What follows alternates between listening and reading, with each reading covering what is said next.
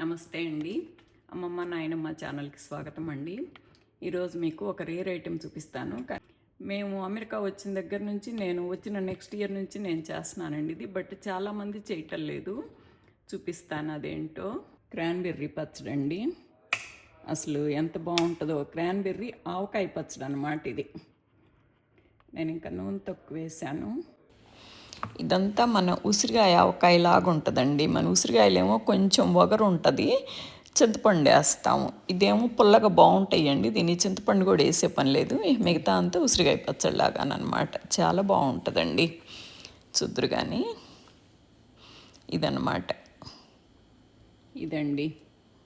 ఇంకా ఇప్పుడే చేశాను కనుక మీకు ఉంది. కాసేపు ఉంటే కనుక ఇంకా నూనె కక్కుతుందండి. నూనె కొద్దిగా ఎక్కువే పట్టుద్దండి దీనికి. కాసేపు ఉంటే నూనె బయటకు వచ్చేస్తుందండి. అసలు ఎంత బాగుంటుందో. మీరు నేను చెప్పిన కొలతల్లో నేను చేసినట్టు మీరు చెయ్యండి, మీకు చాలా బాగుంటుంది. నా కొలతలని నేను అనలేండి, ఎందుకంటే మా టేస్ట్ని బట్టి మీరు కారం ఎక్కువ తినేవాళ్ళు ఎక్కువ వేసుకుంటారు, తక్కువ తినేవాళ్ళు ఇంకా తక్కువ వేసుకోవచ్చు కదా. అట్లా ప్రొసీజర్లోకి వెళ్దాం. నేను చెప్పటం కాదండి, మీరు అచ్చంగా నేను చెప్పినట్టు మీరు చెయ్యండి. మీరు ఎలా చేయాలో ప్రాసెస్ నేను చేసిన మెథడ్లో చేయండి. చాలా బాగుంటుంది. సంవత్సరం అంతా కొన్ని నిల్వ ఉంటుందండి ఇది. భలే బాగుంటుంది అసలుకి. ఓకేనా? ఇంకా ప్రొసీజర్లోకి వెళ్దామండి. కొత్తగా చూసేవాళ్ళు ఎవరైనా please like, share and subscribe అండి.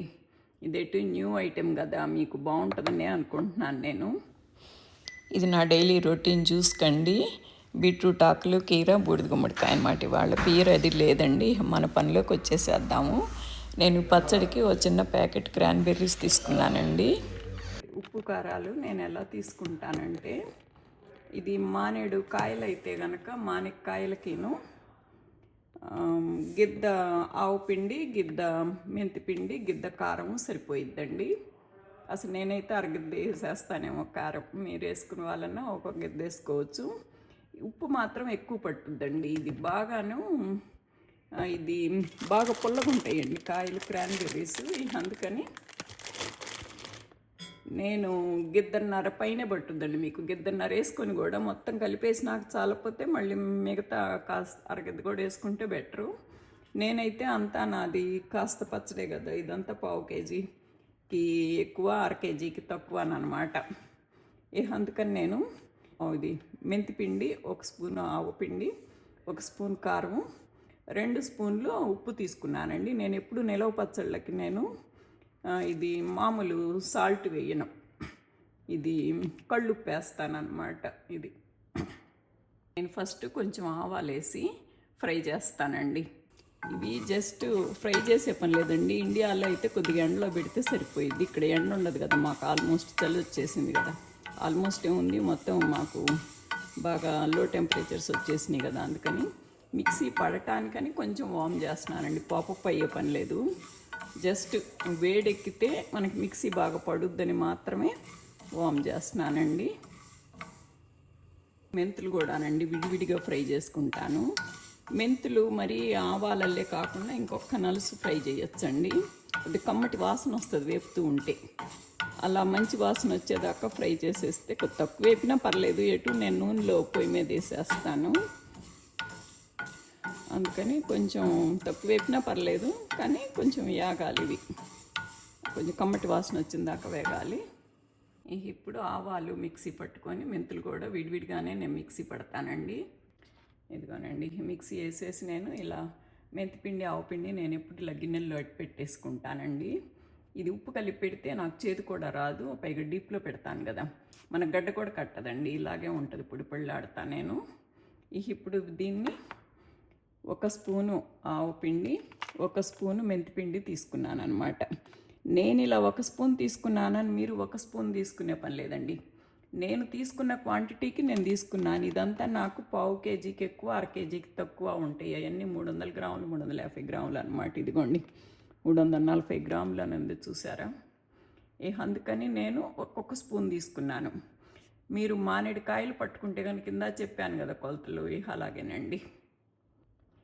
ఇంకా ప్రాసెస్లోకి వెళ్దాము. ఇది పచ్చడి ఎలా పట్టాలో చూసుకుందాము. ఫస్ట్ కడిగేసేసి పడేసుకుందాం. వీటికైనా అంతేనండి, కెమికల్స్ ఉంటాయి అన్నీ బాగా కడుక్కోవాల్సిందే. అమ్మేవాళ్ళు నిలవ ఉంటాయి, ఫ్రెష్నెస్ పోకుండా ఉంటుందని స్ప్రే చేస్తారండి కెమికల్స్ అవిను. బాగా పిసుక్కొని కడిగి వడేసుకుందాము.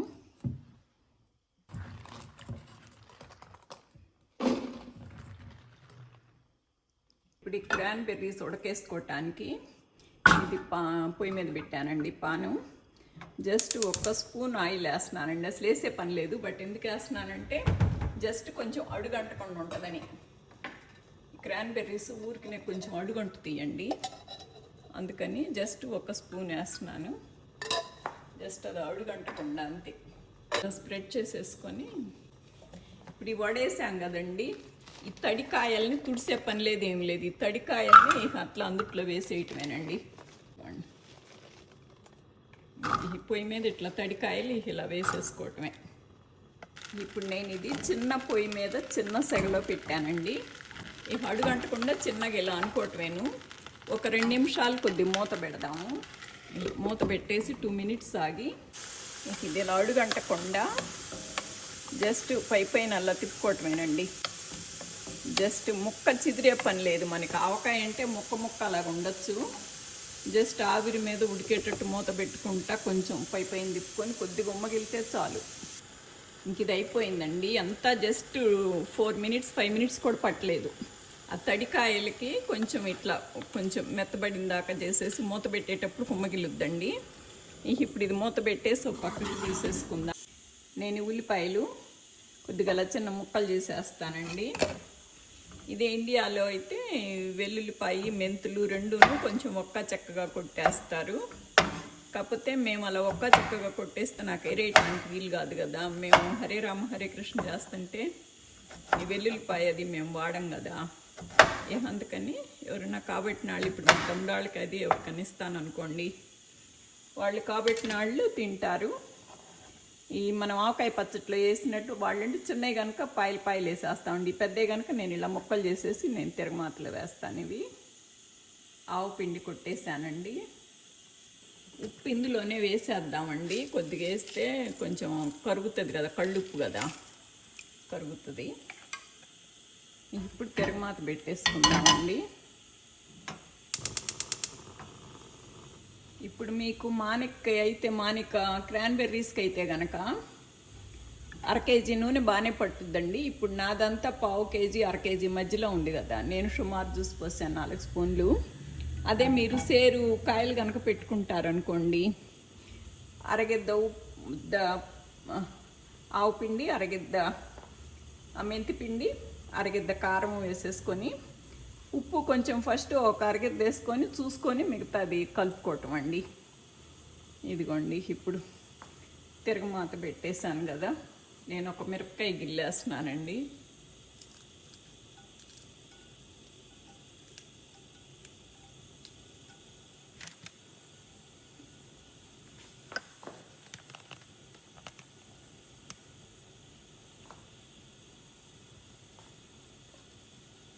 కొంచెం ఆవాలు వేస్తున్నానండి. ఆవు పిండి ఎటు వేసాము, ఇది లెక్కలేదు. కాకపోతే చూపులకి బాగుంటుందని కొంచెం ఆవాలు జీలకర్ర వేస్తాను అనమాట, అంతే. కొంచెం జీలకర్ర, ఆవాలు, మెంతిపిండి అది వేసాను కదా. నాకు ఈ మినపప్పు శనగపప్పు వేయబుద్ధి కాదండి. అవి నానిపోయి పెద్ద బాగుండవు నాకు. నిలవ పచ్చళ్ళల్లో నేను ఎప్పుడు వేయనండి ఈ శనగపప్పు మినపప్పులు. కొంచెం ఇంగ వేస్తున్నానండి. వెల్లుల్లిపాయలు కూడా వేస్తున్నాను.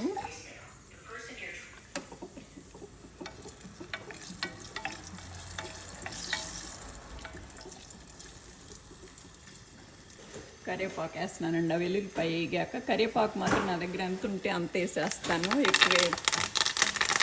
ఇప్పుడు ఇందులోనే ఆవు పిండి, మెంతి పిండి, కారము అన్నీ నూనెలోనే వేసేస్తున్నానండి. బాగా మంచి రంగు వచ్చి బాగుంటుంది నూనెలోనే వేసేస్తే. పొయ్యి మీద ఉండగానే వేస్తే బాగా వేగి మంచి వాసన వస్తుంది. ఆపేసేసుకొని దీన్ని ఇందులో పోసేసుకోవటమేనండి. ఇది ఇందుట్లోనైనా పోసుకోవచ్చు. నాకు ఇది పెద్దది కనుక నాకు తిప్పుకోవటానికి ఈజీగా ఉంటుందని నేను ఇందుట్లో వేస్తున్నాను. అది